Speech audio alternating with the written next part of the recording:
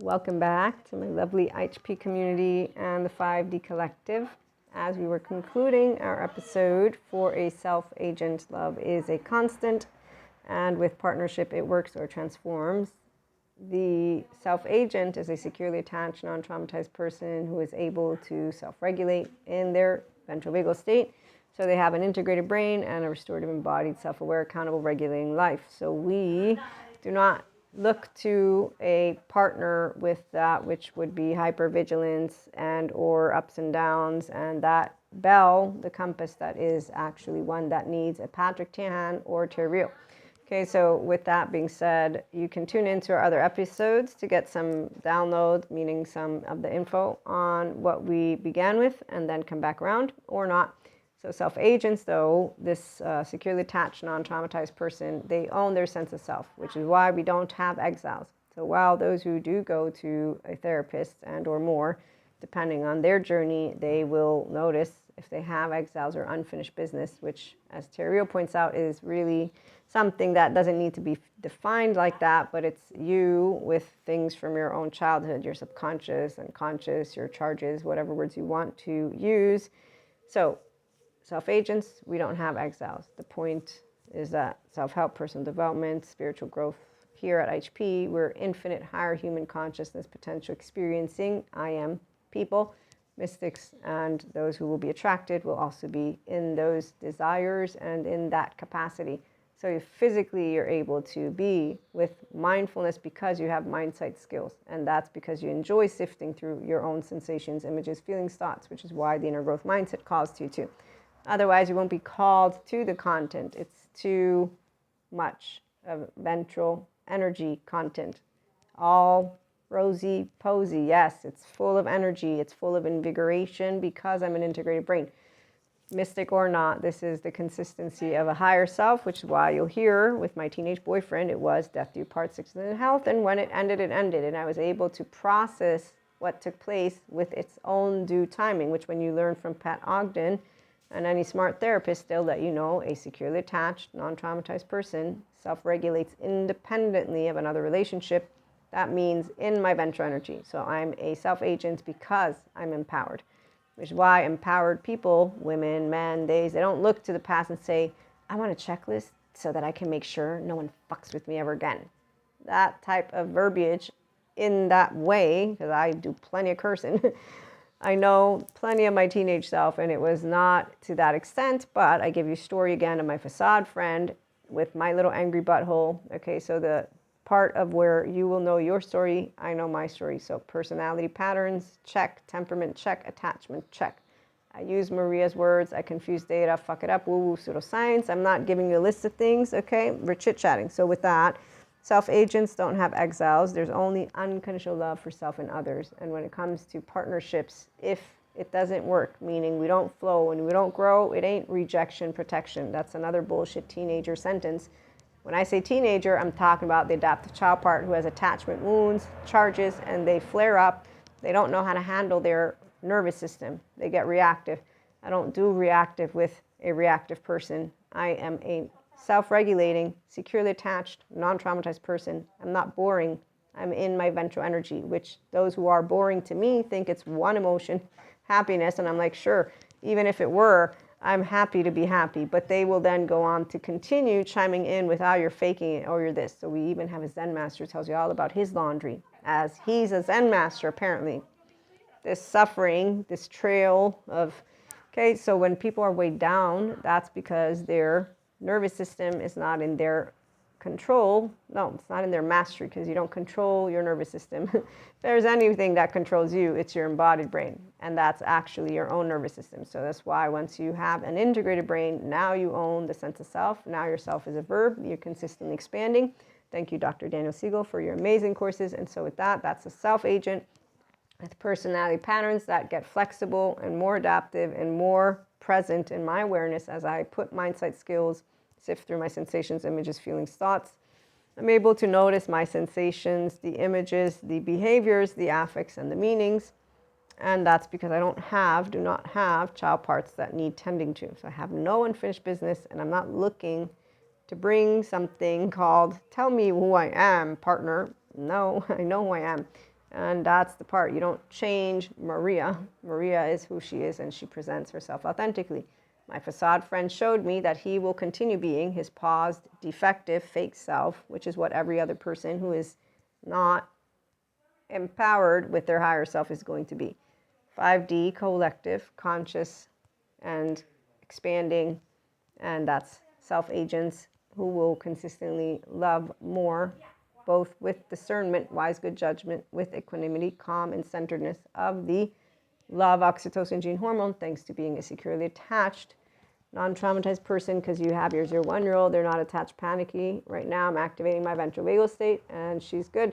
My panic attacks gave me plenty of practice to tell you all how easy it is for my embodied brain to be regulated, because I do not have structural dissociation that would come from a lack of integration, and I do not have cognitive dissonance that would come from, I forget the whole definition, but I do have charges that I still work with. That's that part of, I'm imperfect like anybody else, but I work with the charges. So my anger, my fear, my sadness, my surprise, disgust, and happiness. But because I'm anchored in mental energy as a mindfulness practitioner with plenty of mindset skills that I love expanding and the inner growth mindset, it's all good. So whenever I get a poke, I'm having a good time because I get to expand Maria, not diminish me. And I don't go and shame, blame, fault, revenge, or do any of that low self-esteem, indirect communication, passive aggressive stuff, which is not a losing strategy to me. It's just a buffoonery, Cusco.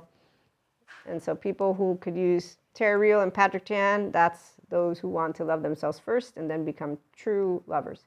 So love is consistent because, as I shared in those stories, it doesn't die. I will have chosen to build secure connection with anyone that I will have chosen to.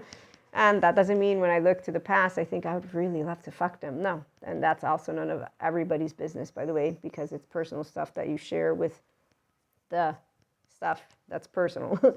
And here's the part of where I love when people like to try and chime in for the polyamory community and tell us that we don't love anyone and that we're unfaithful, because it totally makes me laugh, since monoamory to this day and monogamists are the simply most unfaithful ones of all, since they don't have consensual non-monogamy. They also don't know how to talk to each other in their faces. And whether they're men or women or theys, I don't know any theys, all I can tell you is it's not about polyamory, by the way. It's about being securely attached, because unipilly enough is just as immature, insecure as the monoamory and monogamous. I didn't cheat. Oh, you're going to go to hell. So any ignorance that comes my way, I'm like, oh, look, drama kings, drama queens. Oh, look, hey, fancy woman in your seat, what's up? So here's our lovely Sadhguru. The same energy manifests in a million different ways as a stone, a tree, an animal, a human being, or in the subtlest form, the divine. So I get to remind myself that all brothers and sisters are part of the consciousness that we're all part of. I navigate in that frequency of love, and others will navigate in that frequency of fear. And we don't have to mingle and tingle and tangle, but we'll tangle. We'll just not notice what is going on in their head, because we won't be bothered to be in a person's inner or outer critic if that's where they're at. So when people have exiles, they will crave to be given a different message than what they got from their family about their self. This is a quote that I'm paraphrasing from Richard Schwartz. And he says they put that in their partner to be that redeemer. Okay, so when I think of partner and partnerships from when I was a teen to now, no, I'm Maria. I tell you who I am, and I don't actually ask you to tell me who I am. And that's how it consistently continued to this day. That's how it is. So when I got told at a certain point in one of my relationships as they're breaking up, I thought you would change. I'm 25. I was like, what? When they said that, I said, come again. I told you I don't change. You're confusing me. And then they gave me an example, and I heard their example, and I was like, okay, I understand your example. That still doesn't make sense to me right now. So then we continued to, as we were talking about this being over, they said this. They said, you are doing all of the things you're doing, right? Because I was finishing up school and things like that. And now not high school, 25, okay? Because da-da-da-da-da, and he tells me things that I already know, that I'm choosing not to repeat verbatim. And one day, if you do what you're saying, 10 years down the line, you're going to hate me. I was like, yep, you're right. Awesome. Friends it is. And as we move forward, there you go. So I do know myself. When people are self-agents, they know themselves. They don't have exiles. Our partners don't tell us who we are. We tell them who we are.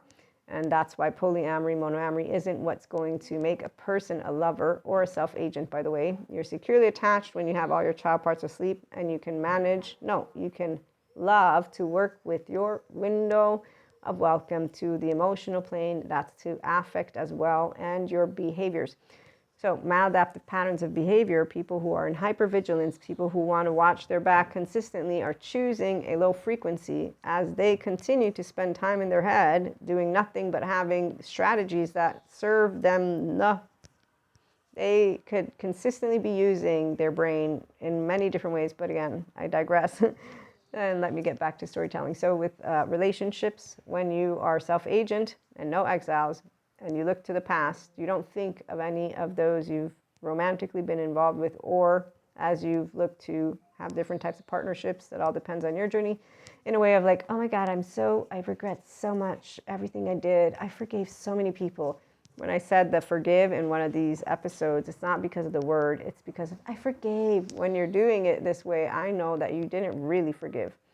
Because you're looking for me to pat you. You're still having certain types of emotions that show me the fragility that is still behind what took place. You're still processing it. It's not good or bad, but being able to not use the word in and of itself if you want. So when I'm brought forth, as you heard the story, if you did, that I'm angry because I love the person that I'm angry at, I say yes.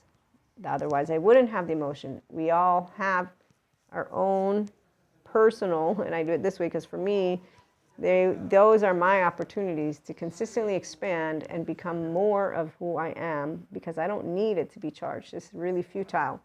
I have nothing against all the emotions. No, all the emotions are there. I'm a master of them, and I love being a master of them. And actually, anger dumbs you down to the extent of when the last 2 times it took place in a very subtle way compared to what other people I see them, hey, you're gonna fuck me over, and they get all in their screens and they get yelling at each other, and or sometimes they're just, structurally dissociated on screen. It's horrible. That's for the 4D Mystic Collective, because they do shadow work and light work on screen instead of, again, taking seriously and expanding their window of tolerance so that they can learn to harness their lovely embodied brain, because they're not harnessing anything.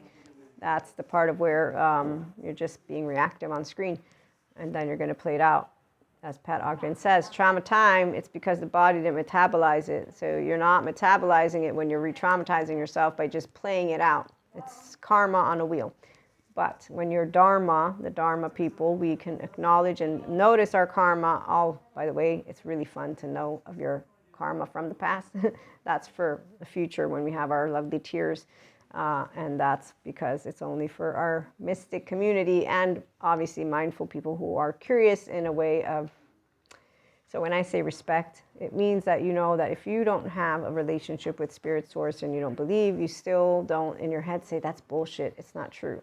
And here, so you acknowledge, I don't know what it's like to have faith. I don't have it. I'm a science.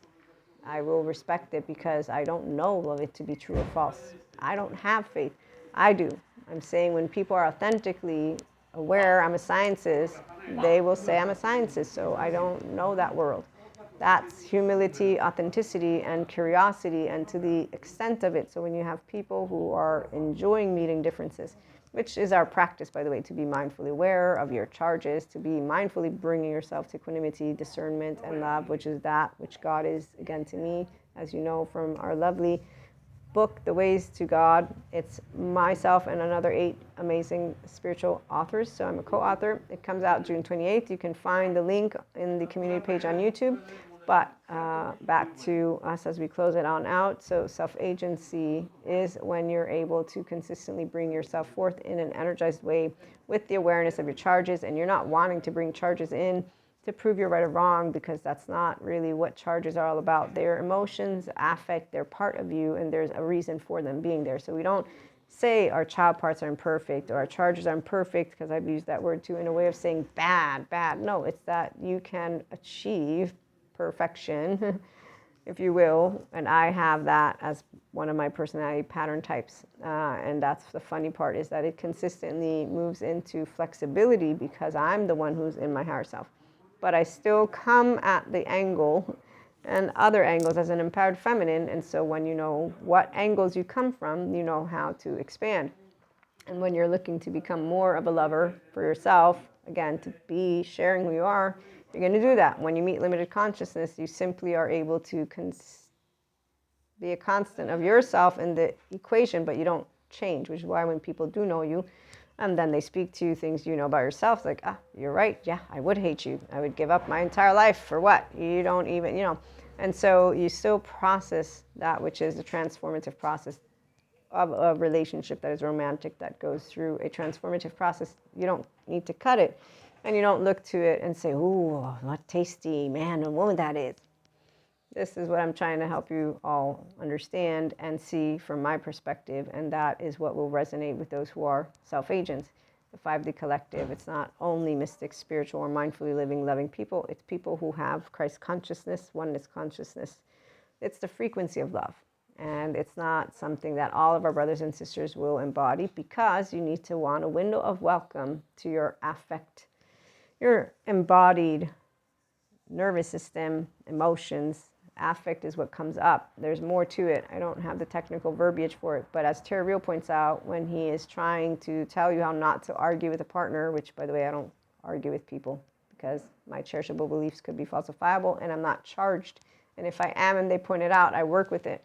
I'm not looking for an argument, because argumentation is done only, if I were a professional, which I'm not, in the community of those who are peer-reviewed.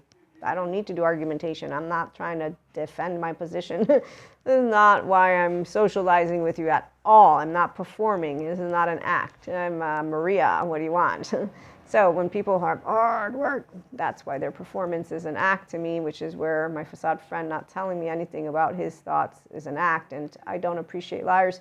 Once I know you're a liar, that's it. You're done. I mean, I'm not done with you in the way of me. I don't close you out of my life. I'm not sharing who I am with you anymore, because really you're not even listening to me in the first place. You just dressed me up. So you'll know everything about me. And in fact, what I do notice is people don't know any different, because they're not really in the relationship to get to know you. So people who are secure connections to me stay secure connections, because I didn't unconsciously choose to be your friend. I consciously chose based on attributes and ways you are that I like, but you apparently aren't interested in hearing what I really have to say, because you keep chiming in, correcting me, you keep chiming in, redirecting. Okay, so this is in general where I'll understand that you're a facade, and thanks to the attachment trauma educators, that you are a adaptive child part person who thinks you're right, others are wrong, and don't know how to differentiate. No, you only know the flat earther group, which is meaning you want all people to be like you, walk like you, talk like you. I will share what I am, and then if you point it out, well, you want things to be your way. No, I'm sharing with you what my way is. You don't have to hear it, though. You can totally leave it out of the picture if you want. And so that is exactly where, as I try to ensure we have our self-agents here and securely attached, non-traumatized, healthy self-worth people, because we don't take things personally. When it is charged, we notice it, and that's our opportunity to grow and expand beyond ourself as we live true spirituality, a life of meaning and connection beyond the soul of self, and that's intellectually and emotionally and physically, because I'm a mature human being who knows that we will not ever in a million years agree on everything, and I'll agree to disagree with a smile, because I actually don't mind. Because why would I mind? Again, I'm grounded in reality, where any of my cherishable beliefs could be falsifiable, and the only one that is actually a belief is God. Other than that, what I bring forth when it comes to personal development and spiritual growth has a lot of different books, but the soul is of pure love. So you're going to only expand and grow if you're of pure love, which means you don't say, I forgave. Again, you actually accept everyone, all our fearful brothers and sisters. They're not demons, they're not Lucifer, they're not devils, they're people. When you have immature, insecure people, they're reactive. It's a very straight shoot. It's just not even funny. If you're a self-agent who is authentic, who has a brain that is intelligent, I don't need to go any further. You will know how to spot them, like I have been spotting them for years now. And you'll know how to be doing dharma and not karma. And so you won't even be picking at anything. You're just like on a high, finally, people who are expanding. Because that's exactly how it feels when I'm with people who are expanding. Like, oh, thank goodness.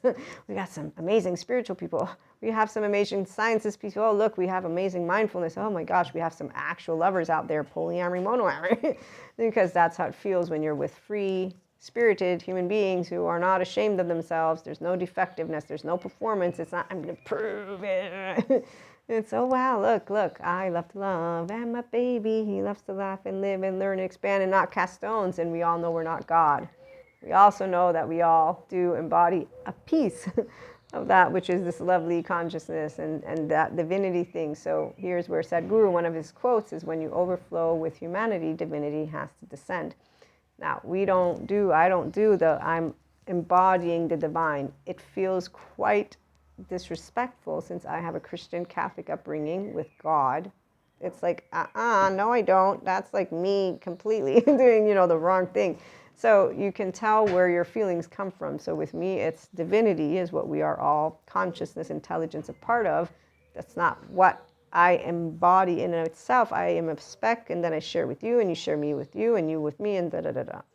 And so we keep it in perspective and grounded in that humility. And actually, sciences humble those of us of faith because they remind us what humans are made of. They're made of feelings like we are. So with love, we can consistently expand. With fear, we can consistently work with each other on different angles. And those who don't want healthy self-worth boundaries won't be around us because they don't enjoy us chiming in with the higher self. Every time they meet somebody who has healthy self-worth, as empowered, their attachment wounds flare up, and any of that which are their exiles. So exiles come out of the woodwork because they want to be welcomed back in. But if a person is saying, I don't want to be myself, why is she always that? They don't want that. So FYI, you actually don't do any of needing protection when you're in the 5D mystic community, because we know we don't cut out our brothers and sisters of fear. Again, fear and love coexist.